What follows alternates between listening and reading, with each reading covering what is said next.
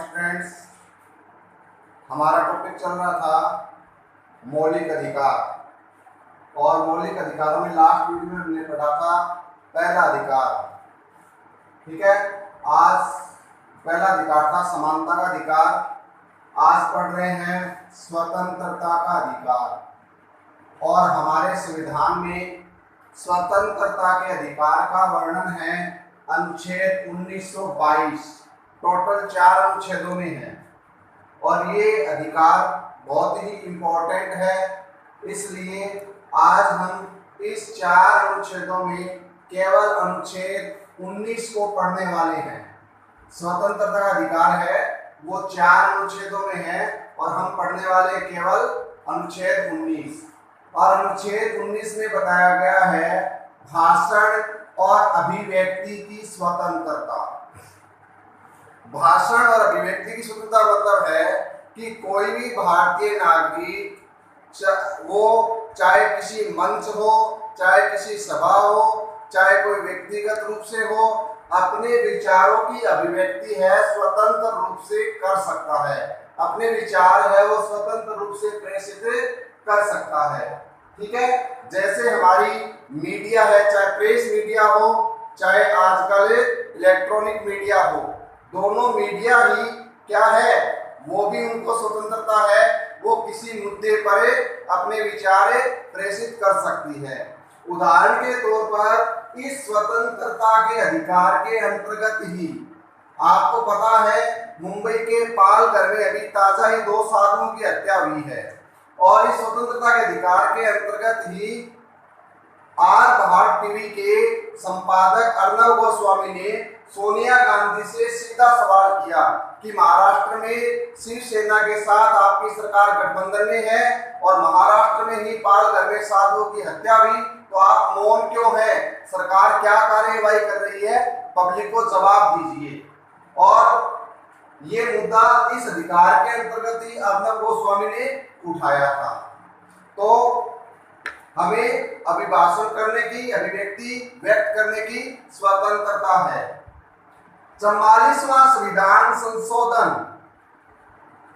में क्या कब हुआ था? ये याद रखना, 42वां 1976 में, 44वां 1978 में।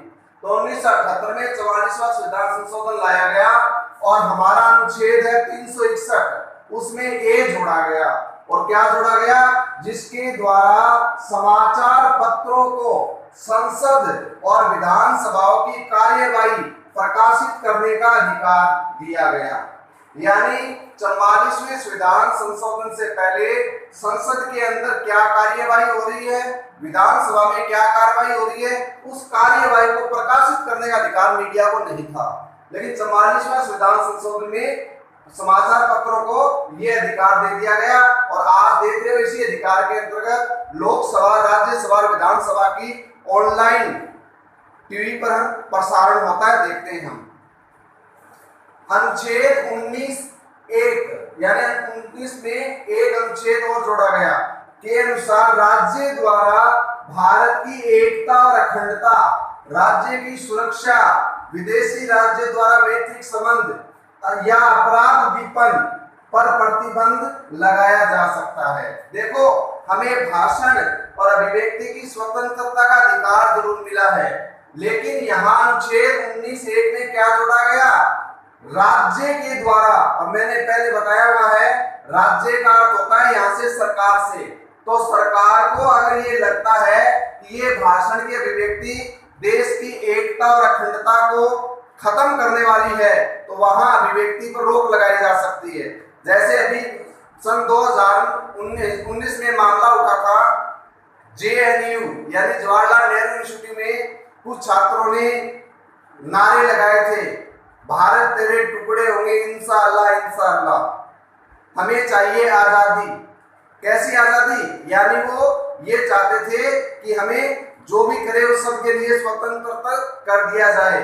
तो ये कैसी आजादी की मांग कर रहे थे? देश को अखंडित, उसकी एकता को नष्ट करने वाली बात कह रहे थे। इस कारण क्या हुआ? इस पर रोक लगा दी गई। राज्य की सुरक्षा यानी जैसे कोई, अभी आपको पता है दिल्ली पुलिस पर हमला हुआ था शाहीन बाग के आरोप में, ठीक है। विदेशी राज्यों में मैत्रीपूर्ण संबंध और अपराध, यानी कोई भाषण के अभिव्यक्ति ऐसे करता है, जैसे आपने सुना होगा कुछ आतंककारी संगठन हैं, वो क्या करते हैं, देश विरोधी भाषण देकर और युवाओं को तैयार करते हैं। तो ऐसी अभिव्यक्ति की स्वतंत्रता नहीं दी गई है, जिससे देश की एकता और अखंडता और राष्ट्र की सुरक्षा को आघात पहुंचता है। तो सरकार क्या करती है, उस पर प्रतिबंध लगा सकती है।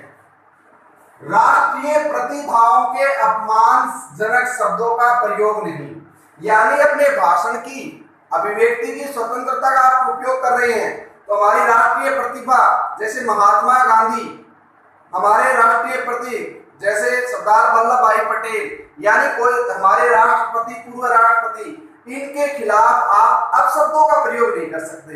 अपशब्दों का मतलब गाली शब्द सूचक यूज नहीं कर सकते, ठीक है। तो अगर ऐसा करते हैं तो वो फिर कानूनी अपराध माना जा सकता है। और आप अपनी अभिव्यक्ति में अश्लील शब्दों का प्रयोग नहीं कर सकते,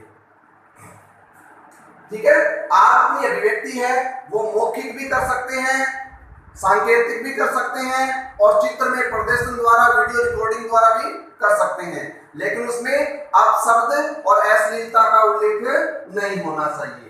तब ये भाषण और अभिव्यक्ति की स्वतंत्रता हम पा सकते हैं। अब है सम्मेलन की स्वतंत्रता, अनुच्छेद 19(1) में ए जोड़ा गया, यानी भारतीय नागरिक को यह अधिकार दिया गया है कि वो कोई सम्मेलन का आयोजन कर सकते हैं, जैसे सार्वजनिक रूप से होली मिलन स्नेह समारोह होता है, ईद मिलन स्नेह समारोह होता है, कवि सम्मेलन होते हैं, ये सम्मेलन आयोजन रामलीलाएं होती है, अनेक प्रकार के मंच और स्थापित किए जाते हैं। कोई सभा बुला सकते हैं, सभा चाहे वो राजनीतिक हो, चाहे सामाजिक हो, चाहे सांस्कृतिक, सभा का आयोजन किया जा सकता है, जुलूस निकाला जा सकता है, आंदोलन किए जा सकते हैं। लेकिन जुलूस और आंदोलन के संबंध में ये बात ध्यान रखना कि जुलूस और आंदोलन में अस्त्र शस्त्रों का प्रयोग नहीं होना चाहिए। उदाहरण के तौर पर आपको जुलूस निकालकर हाथों में तलवारें ले ली, तो ऐसा जुलूस निकालने की स्वतंत्रता नहीं है। लेकिन ध्यान रखना, सिख धर्म है ना, उनके अनुयायियों के लिए कटार रखना अनिवार्य है, तो वो जुलूस में अपने साथ कटार रख सकते हैं, लेकिन वो भी कटार को हवा में लहरा नहीं सकते, केवल रख सकते हैं, ठीक है। अब इसका अपवाद है। अपवाद क्या है, आप सम्मेलन तो बुला सकते हो, लेकिन सम्मेलन कैसे होने चाहिए, शांतिपूर्वक होने चाहिए, देश की एकता अखंडता को नष्ट करने वाला नहीं होना चाहिए, देश को अपमानित करने वाला नहीं होना चाहिए। जैसे अभी आपने सुना होगा दिसंबर में क्या हुआ था, कुछ मुस्लिम संगठनों ने शाहीन बाग में आंदोलन शुरू कर दिया, किसके विरोध में, धारा 370 हटाई जम्मू कश्मीर से, और वहां क्या किया, दिल्ली का एक क्षेत्र है शाहीन बाग, वहां पर ये मुस्लिम संगठन है, इकट्ठे होकर रोड को जाम कर दिया, यानी रास्ता बंद कर दिया। तो आपको ध्यान रखना है कि आप सम्मेलन सभा जुलूस निकाल सकते हो, उससे यातायात बाधित नहीं होना चाहिए। क्यों? क्योंकि हमारे दूसरे नागरिकों का अधिकार भी स्वतंत्रता का अधिकार है। तो अगर आप आंदोलन में हाईवे जाम करते हो, यातायात को ठप करते हो, तो ऐसा आप नहीं कर सकते। क्यों? क्योंकि आपकी इस आंदोलन से दूसरे नागरिकों की स्वतंत्रता का हनन होता है, इसलिए आप आंदोलन में ऐसा नहीं कर सकते। फिर है संगम एवं संघ बनाने की स्वतंत्रता, यानी हम कोई भी समाज सेवा के लिए, राजनीति के लिए, धर्म के लिए अपने संगठन बना सकते हैं, ठीक है। जैसे युवा भारत मंच है, कोरोना वायरस के तहत अनेक सारे सामाजिक सम्मेलन जो संगठन है वो योगदान दे रहे हैं। तो आप कोई भी संघ बना सकते हैं, कोई भी सम्मेलन बना सकते हैं, ठीक है। लेकिन आपका संघ और सम्मेलन कैसा होना चाहिए, देश के लिए खतरे पैदा करने वाला नहीं होना चाहिए, देश विरोधी गतिविधियों में शामिल होने वाला नहीं चाहिए। उदाहरण के तौर पर अपवाद है कि सिमी का पूरा नाम है student of Islamic movement of India नामक एक छात्र संगठन था, लेकिन ये लश्कर-ए-तैयबा हिजबुल मुजाहिदीन जैसे आतंककारी संगठनों के साथ मिलकर देश में आतंककारी घटनाओं में लिप्त हो गए। इस कारण सरकार ने क्या किया, इस संगठन को बैन कर दिया। अब ये संगठन बैन होने का, इस संगठन के जो लोग थे ना, उन्होंने नए नाम से पीपीएफ नाम से एक संगठन और बना लिया, जिसका नाम है पॉपुलर फ्रंट। क्या नाम है? पॉपुलर, ये है पीपुल्स ऑफ पॉपुलर फ्रंट नाम से संगठन बना लिया। लेकिन ये भी क्या हुआ, आतंकवादी गतिविधियों में शामिल हो गया और इस पर भी अभी बैन लगाया गया है।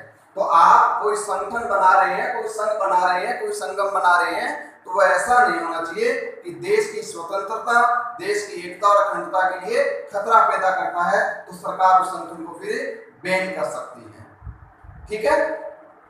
इसी प्रकार सर्वत्र संचरण की स्वतंत्रता। संचरण का मतलब होता है आना जाना, आवागमन करना। यानी भारतीय नागरिकों को स्वतंत्रता दी गई है कि वो भारत के सीमा क्षेत्र में कहीं भी आ सकते हैं, कहीं भी जा सकते हैं, भ्रमण कर सकते हैं, घूम सकते हैं, पर्यटन कर सकते हैं। ठीक है।